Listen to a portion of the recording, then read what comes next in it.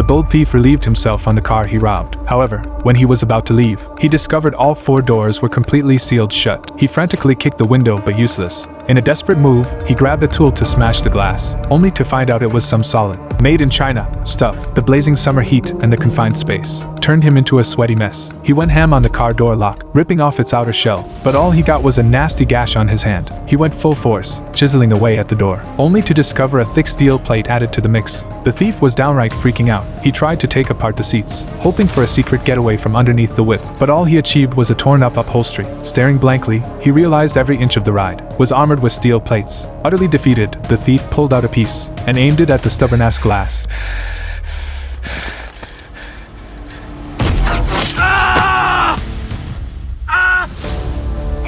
But realized she couldn't see him at all.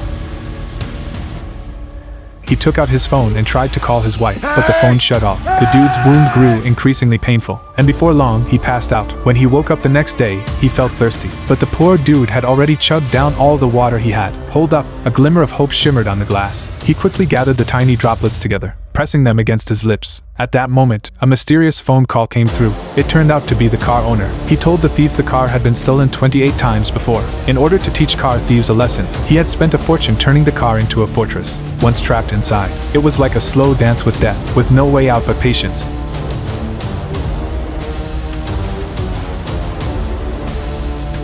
The thief threatened the owner, demanding to be released or else he would seek revenge in the future. However, upon hearing the threat, the owner immediately hung up and then turned on the car's AC. At first, the thief leaned against the vent, enjoying the refreshing sensation of the cold air blowing on his face. However, he soon realized something was wrong. Within a short time, the thief was frozen into a tiny thief. He quickly put on clothes and then punctured his pants and blocked the vent. Despite his efforts, the tiny thief still shivered uncontrollably. Soon enough, the car owner called again, ready for another round of mind games.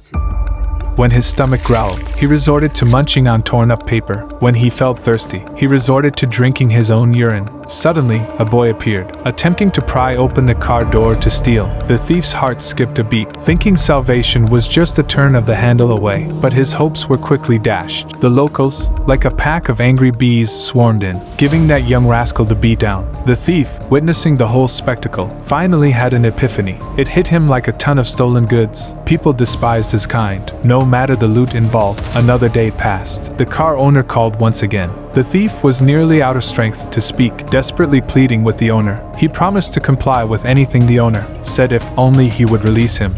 After enduring several days of agony, the thief finally gave up, waiting for death. Out of boredom, he mindlessly pressed the ignition button. Unexpectedly, the car started.